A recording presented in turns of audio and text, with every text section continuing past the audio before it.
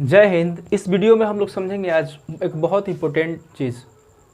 चांद का एक ही हिस्सा हम लोग हमेशा क्यों देख पाते हैं? चांद का एक ही तरफ का भाग हम हमेशा क्यों देख पाते हैं?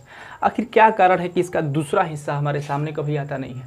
चांद का वही भाग देख लीजिए, जिस तरफ ये दाग धब्बे दिखाई देता है, वही हिस्सा हम लोग क्या करते हैं जी, हमेशा देख पाते हैं। कभी भी ऐसा नहीं हुआ कि इसके पीछे वाला हिस्सा हम लोग के सामने आया हो। तो आखिर ऐसा क्यों होता है कि सिर्फ इसका एक ही साइड हम लोग देख पाते हैं, दूसरा साइड हम लोग के सामने कभी नहीं आता है? आज हम लोग इसी को समझेंगे बड़ी ही आसान भाषा में। इसको समझने से पहले आप एक चीज़ समझ लीजिए, रोटेशन और रिवॉल्यूशन। देखिए, रोटेशन को बोला जाता है चक्कर, रिवॉल्यूशन को बोला जाता है हिंदी में परिक्रमण। यानी इसके अंदर दो तरह की गतियाँ पाई जाती है, रोटेशन भी, रिवॉल्यूशन भी। जैसे पृथ्वी की भी दो गतियाँ हैं, रोटेशन और रिवॉल्यूशन। रोटेशन 24 घंटा में पूरा कर लेता है पृथ्वी, तभी तो दिन और रात होता है। और रिवॉल्यूशन 365 दिन 6 घंटा और कुछ मिनट, लगभग 9 मिनट में क्या करता है, पूरा करता है पृथ्वी। तो रिवॉल्यूशन के कारण क्या होता है, सीजन बदलता है, और रोटेशन के कारण क्या होता है, दिन और रात होता है। तो देख लीजिए, पृथ्वी की ये दोनों गतियाँ क्या है, बिल्कुल अलग अलग है कि नहीं? दोनों अलग अलग है, इसका टाइमिंग भी क्या है, बिल्कुल अलग अलग है। लेकिन मून का रोटेशन और रिवॉल्यूशन का जो समय लगता है वो दोनों बराबर है। दोनों बराबर होने के कारण होता क्या है कि इसका पीछे वाला हिस्सा हम लोग के सामने कभी आता ही नहीं है, हाँ? तो यही रीजन है कि हम लोग उसका पीछे वाला हिस्सा चांद का हम लोग कभी नहीं देख पाते हैं। अब देखिए, रोटेशन रिवॉल्यूशन को समझने के लिए यहाँ पे देखिए, ये एक बॉल है, ये बॉल है।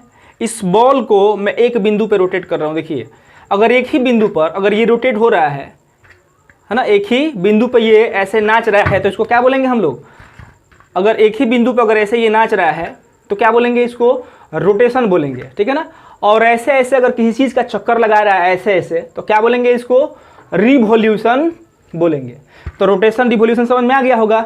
तो पृथ्वी का और चांद का ये दोनों गति है, मतलब कि ऐसे ऐसे रोटेट भी करता है, और रोटेट करने के साथ साथ ये चक्कर भी लगाते रहता है। मतलब ये दोनों गतियां साथ साथ चलती हैं। जैसे कि आप लट्टू उट्टू खेले होंगे तो देखे होंगे, लट्टू आप लोग नचाते हैं तो लट्टू क्या करता है, नाचता भी है, खूब रोटेट भी करता है अपनी गूंजा पर, और इसके साथ साथ क्या करता है, इधर उधर भागता भी है, इधर उधर भागता भी। हम लोग अपने भाषा उषा में कहते थे कि जो मुर्गी होती है क्या करती है, बड़ा इधर उधर भागती है। हम लोग लट्टू खेलते हैं तो जो मुर्गा रहता है एक ही गुंजा पे नाचता है, खूब दूर भागता है। जो मुर्गी होती है, ठुसुक मुर्गी है, वो क्या करती है कि खुदाते हुए इधर उधर भागती है, नाचती भी है। तो देख रहे हैं ना, उसमें दो गति पाया जाता है। सेम वैसे ही पृथ्वी की भी अपनी दो गतियाँ हैं, और चांद का भी क्या है, अपना दो गति है। तो फर्क क्या है पृथ्वी वाले में और चांद वाले में? इसका जो है रोटेशन और रिवॉल्यूशन का टाइम क्या है, पृथ्वी वाला दोनों अलग अलग है। रोटेशन का 24 घंटा और रिवॉल्यूशन का 365 दिन 6 घंटा और कुछ मिनट। जबकि इसका क्या है, 27.5 दिन। यानी रोटेशन भी करता है 27.5 दिन में, रिवॉल्यूशन भी करता है 27.5 दिन में। तो कुल मिला के इसका दोनों का टाइम वहाँ सेम है। और सेम होने के कारण क्या होता है ना, कि जितना क्या करता है, रोटेट करता है, उतना ही अपने आप को रिवॉल्व भी कर लेता है। जितना ही रिवॉल्व करता है उतना ही अपने आप को रोटेट भी कर लेता है। इसीलिए पिछवा वाला फेसवा कभी आता नहीं है। बिल्कुल मैं समझा रहा हूँ आपको, बिल्कुल अच्छे तरीके से देख लीजिए। जैसे कि ये बल्ब है, जैसे कि मान के चलिए,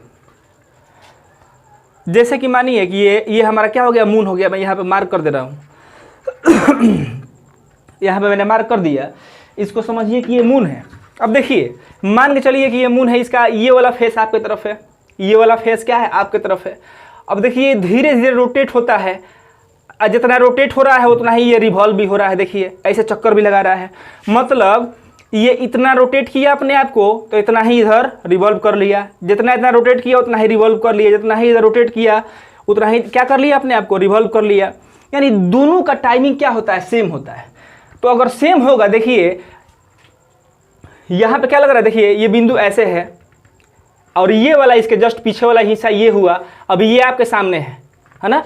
तो ये थोड़ा सा देखिए, थोड़ा सा रोटेट किया तो आप देखिए रिवॉल्व भी कर लिया, थोड़ा सा ये अपने आप को रोटेट किया तो इतना खसका लिया, इतना रोटेट किया तो फिर खसका लिया, फिर इधर इतना जितना रोटेट किया उतना इधर ही आ गया, जितना इधर रोटेट किया उतना इधर आ गया।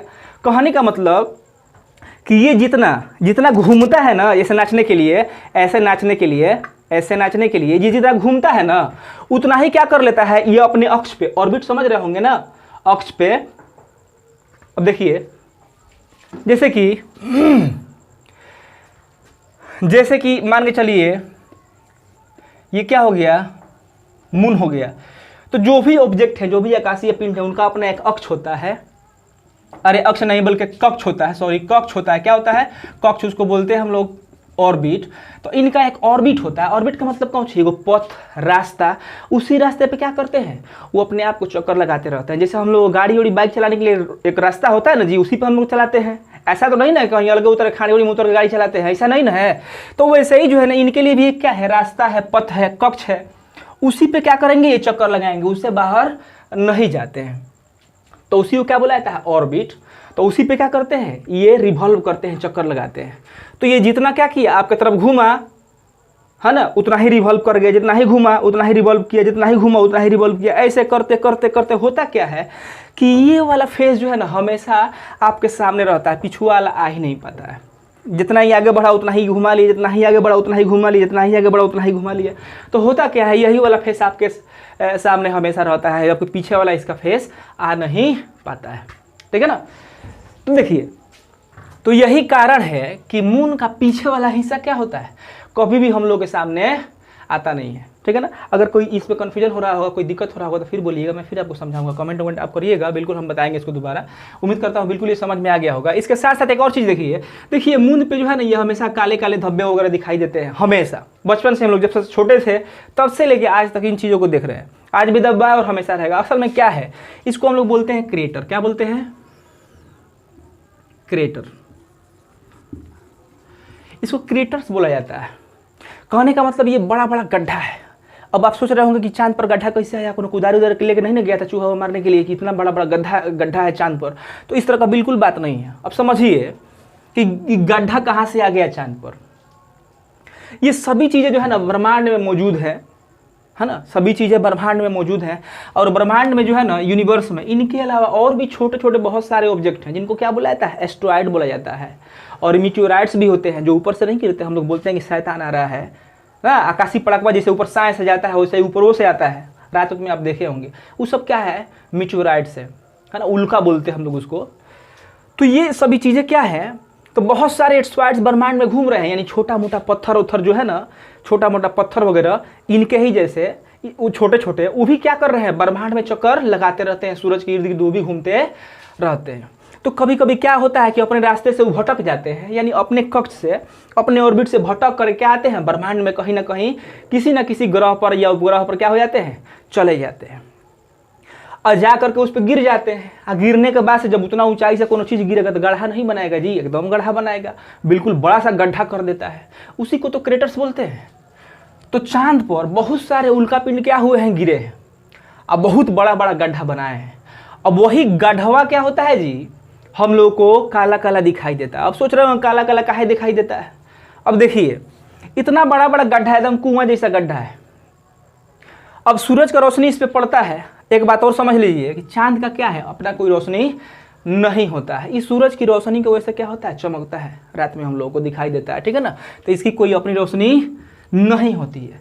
अब होता क्या है, रात में जब सूरज का प्रकाश इस पर पड़ता है, तो आप तो इतना जानते होंगे कि सूरज का रोशनी होता है वो क्या होता है, बिल्कुल सीधा जाता है, सीधा रेखा में, एकदम सीधी रेखा में गमन करता है ना। उसको गढ़ा से मतलब नहीं है, कहीं गढ़ा है तो चलो उसको भी उजाला कर देना है, जैसे जैसे गढ़ा बना है वैसे वैसे हम प्रकाश इसको घुमा के पूरा अजोर कर दें। ऐसा बात नहीं होता है। गड्ढा से कोई लेना देना नहीं है प्रकाश को। प्रकाश बिल्कुल सीधा चलता है ना। और उसके आने वाले रास्ते में जो चीज़ आएगा उसको प्रकाशित कर देगा, और जो नहीं आएगा उभाड़ में जाए, उसको छोड़ देता है। तो समझिए, इतना बड़ा बड़ा गड्ढा है चांद पर। जब सूरज का रोशनी जाता है तो इतना बड़का बड़का कुआं की तरह गड्ढा है। अब प्रकाश को उससे कोनो मतलब है, कोनो मतलब नहीं है। उसके रास्ते में जो चीज़ आता है उसको प्रकाशित कर देता है। जब गड्ढा गुढ़ा है ना, उसमें उसका रोशनी नहीं जाता है, और नहीं जाता है तो वही काला काला हम लोग को दिखाई देता है ना। उसी को हम लोग बोलते हैं कि चांद पर दाग है या चांद का दाग। ठीक है ना। तो आप समझ गए होंगे कि चांद पर क्या काला काला जो धब्बा दिखाई देता है असल में क्या है। तो असल में गड्ढा है, उस गड्ढा का अलग नाम है, क्या बोलते हैं, क्रेटर्स बोलते हैं। आप प्रकाश सूरज का रोशनी वहाँ तक नहीं पहुँच पाने के कारण क्या होता है, उसमें उजाला नहीं हो पाता है, तो काला काला दिखाई देता है, तो उसको हम लोग बोलते हैं क्रेटर्स। ये भी समझ गए होंगे कि क्यों जो है चांद का एक ही भाग हम लोग देख पाते हैं। तो यही कारण है कि चांद का हम लोग क्या करते हैं, एक भाग हम लोग देख पाते हैं, क्योंकि इसका रोटेशन और रिवोल्यूशन दोनों का वक्त जो होता है क्या होता है जी, एकदम बराबर होता है, जिसके वजह से हम लोग क्या कर पाते हैं, नहीं देख पाते हैं। एक और बात समझिए, यहाँ पे एक बात समझ लीजिए आप, देखिए पृथ्वी पर जब कोनो एस्ट्रॉयड्स जो है, एस्ट्रॉयड्स अगर ब्रह्मांड से अगर कुछ गिरता है पृथ्वी पर, कोई भी पत्थर वगैरह, आकाशीय पिंड, छोटा मोटा कुछ भी अगर ऊपर से गिरता है तो पृथ्वी पर आता है ना, तो पृथ्वी पर होता क्या है कि पृथ्वी पर है वायुमंडल, और यहाँ का वायुमंडल जो है ना कई परतों में है ना। जब वो ऊपर से आता है ना तो वायुमंडल में जब प्रवेश करता है तो वायुमंडल में क्या होता है, हवा से रगड़ा जाता है। कोनो चीज़ रगड़ाता है तो आप देखते होंगे कि क्या हो जाता है, गर्म हो जाता है, आग भी पकड़ सकता है। आप तलवा को जो है ना ऐसे ऐसे करिएगा तो इसमें भी क्या होता है, गर्माहट जो है ना पैदा हो जाता है। तो वैसे ही जो एस्ट्रॉयड जो ना जब पृथ्वी पर गिरता है तो पृथ्वी के वायुमंडल में जब प्रवेश करता है तो इसके रगड़ा करके घर्षण की वजह से उसमें आग पकड़ लेता है। आग पकड़ने से होता क्या है कि ये जो ऊपर से जो ऑब्जेक्ट गिरता है वो वायुमंडल में ज्वर होकर क्या हो जाता है, खत्म हो जाता है ना, नीचे नहीं आ पाता है। आप अक्सर देखते होंगे रात बिरात में जो है ना कुछ गिरता उड़ता है, ऐसा लगता है कि लाइट की तरह कुछ जला, बच्चे उच्चे डर जाते हैं। पहले लोग कहते थे कि शैतान है, ये है, वो फलान ढिकान है, तो असल में ऐसा कुछ नहीं है। वो होता है क्या चीज़, वो होता है मीटोराइट्स, जिसको उल्का बोलते हैं। वही आकाश का आकाशीय छोटा मोटा पिंड होता है, कोई टुकड़ा होता है पत्थर उत्थर का, अपने कक्ष से बाहर आ जाता है। अब बाहर आकर क्या होता है, पृथ्वी के ऑर्बिट में प्रवेश कर जाता है। समझिए कि पृथ्वी के एरिया में आ जाता है और पृथ्वी के वायुमंडल में जैसे ही प्रवेश करता है तो जल के ऊपर खत्म हो जाता है। बाई चांस कभी कभार ऐसा है कि जो नहीं जल पाता है, अब कोनो बड़ा ऑब्जेक्ट गिर गया, अब वो जलते जलते खत्म नहीं हुआ, कुछ बचले रह गया, तब तक पहुंच गया पृथ्वी पर, तो वो भी गिरेगा तो क्या करेगा, पृथ्वी पर बहुत बड़ा गड्ढा बना देगा, बहुत बड़ा एरिया वो क्या कर सकता है, नष्ट कर सकता है। तो ऐसा बहुत रेयर केसेज में होता है कि कोई उल्का पिंड ऊपर से गिरा और गिरने के बाद से पृथ्वी तक आते आते पूरा नहीं जला, पृथ्वी पर गिर गया, तो उससे बहुत ज़्यादा क्या होता है, विनाश होता है। तो पृथ्वी पे गिरने वाले जो ऊपर से ऑब्जेक्ट आते हैं, जो एस्ट्रॉयड्स आते हैं, जो उल्का पिंड आते हैं, वो वायुमंडल में ही खत्म हो जाते हैं। रेयर केसेज में कहीं कहीं देखने को ऐसा मिल जाता है कि गिर गए। लेकिन चांद पे क्या है कि इस पे तो वायुमंडल नहीं है। अब वायुमंडल नहीं है तो ऊपर से उल्का पिंड हेते बड़ा गिरे तो, चाहे हेते बड़ा गिरे तो, अच्छा सुई बराबर गिरे तो कोनो फर्क नहीं पड़ेगा, वो आके इस बार गिरेगा धबाक से ना, है ना, क्योंकि इसका अपना क्या है, वायुमंडल नहीं है। अगर वायुमंडल रहता तो इतना गड्ढा देखने को इसमें मिलता। चांद में आप जाइएगा देखिएगा तो चांद की अगर तस्वीरों अगर आप देखिएगा तो बिल्कुल बराबर नहीं है, हर जगह गड्ढा है, हर जगह क्या है, गड्ढा। ऐसा नहीं रहता कि पाकियों की कहीं है, पाकियों की में हम लोग ढेला वाला पत्थर उथर मार मुर के एकदम उसको खराब कर देते हैं, वैसा ही इसका नक्शा एकदम खराब है, एकदम बराबर नहीं है चांद का। क्यों, क्योंकि ऊपर से जौन चीज़ भी गिरता है ना चांद पे गया तो जले वलेगा नहीं, क्योंकि उसका अपना वायुमंडल नहीं है, वो जाके धबाक से गिर जाता है चांद पर और गढ़ा कर देता है ना। तो इसका नक्शा एकदम खराब हो गया, उल्का पिंड गिर के इसको जो है ना चकडेर बकटेर कर दिया है। तो यही कारण है। उम्मीद करता हूँ कि बिल्कुल ये चीज़ें आपको स्पष्ट हो गई होंगी। अगर कहीं पर दिक्कत है तो आप कमेंट करिएगा, वीडियो अच्छा लगा हो तो लाइक करिएगा, शेयर करिएगा और चैनल को सब्सक्राइब भी कर लीजिएगा ताकि इस तरह का इंटरेस्टिंग वीडियो आपको मिलता रहे। आज के लिए बस इतना ही। जय हिंद।